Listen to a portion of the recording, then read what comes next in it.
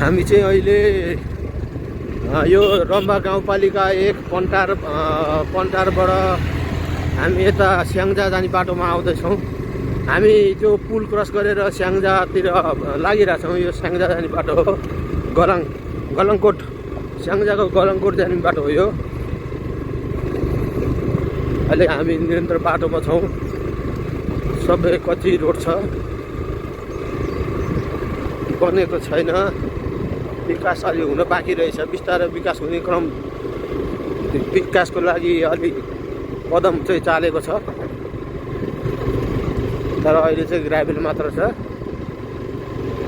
अब हेर्दै जान्छौँ हामी, यो दृश्यहरू अवलोकन गर्दै गर्दै गर्दै गर्दै जान्छौँ।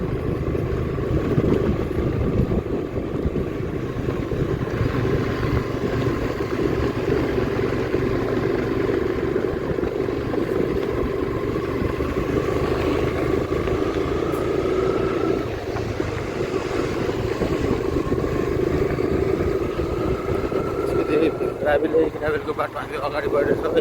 यता गाउँ बस्ती रहेको छ।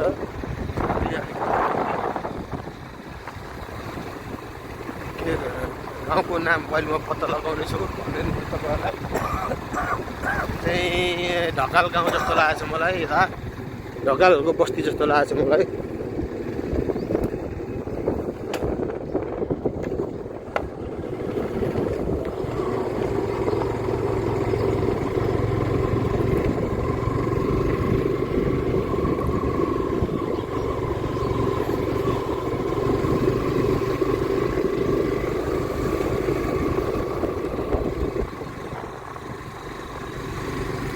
बाटो यस्तो छ, सबै ग्राभेल छ।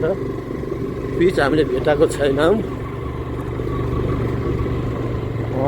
अब चाहिँ हामीले पिच रोड भेटायौँ। पिच रोडबाट हामी अब गालकोटतिर लागिरहेको प्रस्थान गरिरहेछौँ। आफ्नै सुरमा, रफ्तारमा, आफ्नै सुरमा हिँडिरहेछौँ हामी। ठिक छ, ठिक छ। अहिले अब हाम्रो